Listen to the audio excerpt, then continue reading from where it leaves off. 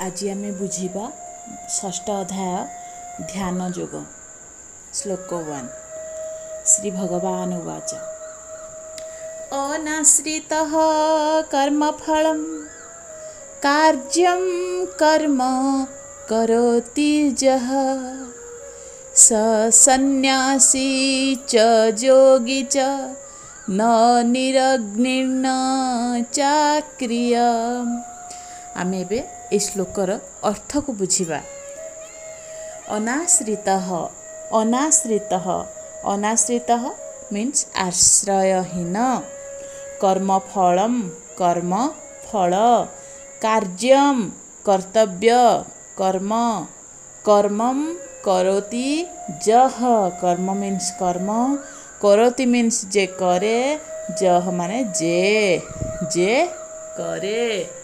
Okay सह सह means से, सन्यासी च योगी च सन्यासी मध्य योगी मध्य, न नुहे निरग्निन निर अग्नि न निरग्निन निर माने कौन ना बिना, अग्नि माने अग्नि, न माने किंबा, नुहे च मध्य, अक्रिय चाक्रिय चाक्रिय को आम संधि विच्छेद करदबा च अक्रिय, च माने मध्य, अक्रिय माने कर्तव्यहीन।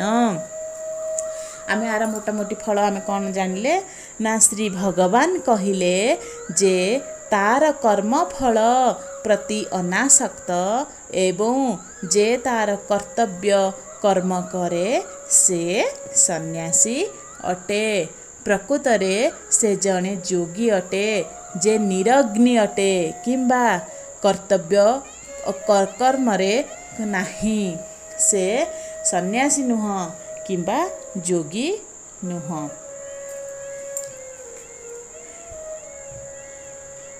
ए अध्याय भगवान अष्टांग योग विधि कथा कहिछंती, तथापि भगवान कर्मयोग बा कृष्ण चेतनारे कर्म करिवा उपरे गुरुत्व आरोप करिछंती। ए पृथ्वी रे प्रत्येक निजे निजर परिवार परिपोषण करिवा निमित्त, परिवार संपत्ति रक्षणाबेक्षण निमित्त कर्म करंती। केही बिना स्वार्थरे कर्म करुनाहांती। जेकोसी कर्म होना कहीं किछि ना किछि स्वार्थ सिद्धिर कामना तो रहुछि। कृष्ण चेतनारे कर्मफल प्रति वितुस्पृह होई कर्म करिबा हेउछि प्रकृत कर्म। कर्मफल भोगर कामना रखी कर्म करिबा प्रकृत कर्म नुहे। कृष्ण चेतनारे कर्म करिबा प्रत्येक जीवर कर्तव्य, कारण प्रत्येक भगवानकर अंश विशेष अटंती। शरीर अंग प्रत्यंग गुड़िक समग्र शरीरर हितार्थे कर्म करती। शरीरर अंग प्रत्यंग गुड़िक निज निजर तृप्ति निमित्त कर्म करती नहीं, सेमाने समग्र शरीरर तृप्ति विधान निमित्त कर्म करती। ठीक सेहीपरि जो व्यक्ति निजर व्यक्तिगत संतोष विधान निमित्त कर्म न करी परम ब्रह्म बा परमेश्वरंकर संतोष विधान निमित्त कर्म करती, से प्रकृतरे जड़े सन्यासी बा योगी अटंती। एठी भगवान कौन कहिले ना, भगवान कहिले जे आमे जो सब भी कर्म करूचे आमे संसार रे जे भी होना कहीं जे भी सब कर्म करुछंदी निजर स्वार्थ थाई कर्म करुछंदी, हाँ कि नहीं। तो भगवान सेठी गोटे एग्जाम्पल देइछंदी कि आमर शरीर निमित्त आमर जो अंग प्रत्यंग गुड़िक अच्छी से माने केमिति कर्म करुछंदी, से माने निज स्वार्थ पाई कर्म करुनाहांदी, से माने ए शरीरर विकास पाई कर्म करुछंदी, हाँ कि नहीं। तो सेमिति तो भगवान कहउछंती जे आमे सेमिति आम स्वार्थ को टिकिए हटके माने टिकिए एड़े कि आमे श्री परमेश्वर परमात्मा को पाई किछि कर्म करिबा उचित। जदि आमे सेतिकी करि परिबा ताहले आमे सन्यासी बा योगी हेई परिबा, हाँ कि नहीं। बेले ओके एबे बुझीला। नेक्स्ट जीवा बेले बेले केतेक सन्यासी भाबंती जे सेमाने समस्त प्रकार भौतिक कर्मरु मुक्त होई जाइछंती एवं सेइथिपाई सेमाने अग्निहोत्र आदि कर्म करती नाही। अग्निहोत्र माने कौन? अग्निहोत्र माने यज्ञ। से माने यज्ञ फज्ञ से माने करंतिनी, किंतु प्रकृत रे सेमानंकर स्वार्थ सिद्धि कामना थाए। कारण निर्विशेष ब्रह्मरे मिसी एक होई जिबा कामना सेमानंकर थाए। जेकोसी भौतिक कामना ठारू ए कामना एक बृहत्तर कामना अटे, किंतु यह स्वार्थ रहित नुहे। ठीक सेहीपरि जेउ जोगी समस्त भौतिक कर्म त्याग करी अर्धनिमीलित चक्षुरे जोग साधना करुथाए, से किछि व्यक्तिगत स्वार्थ सिद्धि कामना रखि थाए। किंतु जेउ व्यक्ति कौनसी प्रकार स्वार्थ सिद्धि कामना न रखी कृष्ण चेतनारे कर्म करे, से परमेश्वरंकर संतोष विधान निमित्त कर्म करे। कृष्ण चेतनाशील व्यक्ति निजर संतोष विधान निमित्त कर्म करे नाही, ताहार से कामना न थाए। बुझीला से कौन कहले? कृष्ण चेतनाशील व्यक्ति निजर संतोष विधान निमित्त माने निज को खुशी करबा पई कर्म करे नाही, तार से कामना केबे हेले न थाए। तांकर कर्मर लक्ष्य हेला कृष्णंकर संतोष विधान, ताहारी पाई उपरे ही तांकर कर्मर विजय निर्भर करे। एवं एहीपरि भावरे विचार कले जना जीव जे से ही प्रकृतर एक सन्यासी किंबा से ही प्रकृतर एक जोगी। न धनम न जनम न सुंदरीम कविताम बा जगदीश कामये मम जन्मनि जन्मनीश्वरे भवताद भक्तिर अहितुकी। एटा किए कहिथिले ना? श्री चैतन्य महाप्रभु एटा कहिथिले। यार अर्थ कौन ना? हे सर्वशक्तिमान भगवान, मोर धन संग्रह करिवार कामना नहीं, किंबा सुंदरी स्त्री उपभोग करिवार कामना नहीं, किंबा मु कौनसी अनुगामी चाहे नहीं। केवल मु एतिकी चाहे जन्मे जन्मे मोते आपणकर अहितुकी भक्ति प्राप्त हेउ। हरे कृष्ण। एठी हमर श्लोक 1 सरी जाइछि। आपण माने बुझी पारिले तो? श्लोक 2 आमे पढ़िबा सेही ध्यान जोग 6 अध्यायर श्लोक ये। जम सन्यासमिति प्राहुज्योगम तम विधि पांडव न ह्यसन्यस्त संकल्पो जोगी भवति कश्चन। जम जम माने जाहाकु, सन्यासम जम सन्यासमिति माने जम सन्यासम इति। जम जम माने जाहाकु, सन्यासम सन्यासम माने सन्यासी, इति इति माने एही परी। प्राहुहु माने सेमाने कहंती। जोगम प्राहु जोगम, जोगम मीन्स भगवान का सहित संयुक्त हेबा। तम विधि पांडव, तम माने होची ताहाकु, विधि विधि माने तमे जानी रख। पांडव पांडव माने हे पांडु पुत्रगण, हे पांडु पुत्र तमे जानी रख। न न माने केबे नुहे। हस्य न्यस्त संकल्पो, तो एटा को आमे संधि करले कौन हबो? हि असन्यस्त संकल्प।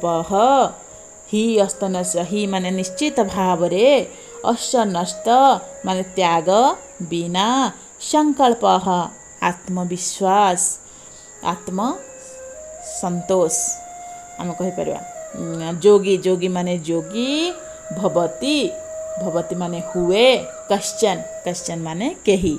मोटा मोटी भाव में आमको ए श्लोकर अर्थ है जहाँ को सन्यास कह जाए ताकू ही जोग कह जाए।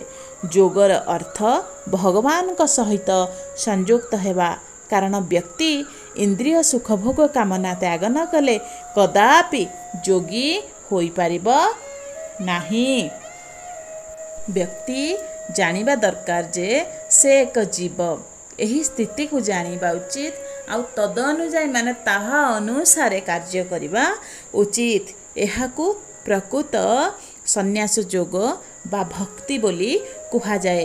ଜୀବର ସ୍ୱତନ୍ତ୍ରତା ନାହିଁ, ସେ ଭଗବାନଙ୍କର ତଟସ୍ଥା ଶକ୍ତି ଅଟେ। ସେ ଯେତେବେଳେ ଭୂତ ପ୍ରକୃତିର ଯନ୍ତାରେ ପଡ଼ିଯାଏ ସେତେବେଳେ ସେ ବଦ୍ଧ ଜୀବ ହୋଇଯାଏ, କିନ୍ତୁ ସେ ଯେତେବେଳେ କୃଷ୍ଣ ଚେତନାଶୀଳ ହୋଇଯାଏ ଅର୍ଥାତ୍ ଦିବ୍ୟ ଶକ୍ତି ସମ୍ବନ୍ଧରେ ସଚେତନ ହୋଇଯାଏ ସେତେବେଳେ ସେ ତାର ପ୍ରକୃତ ସ୍ଥିତି ବା ସ୍ୱରୂପ ସ୍ଥିତିରେ ରହେ ବୋଲି ବୁଝିବାକୁ ହେବ।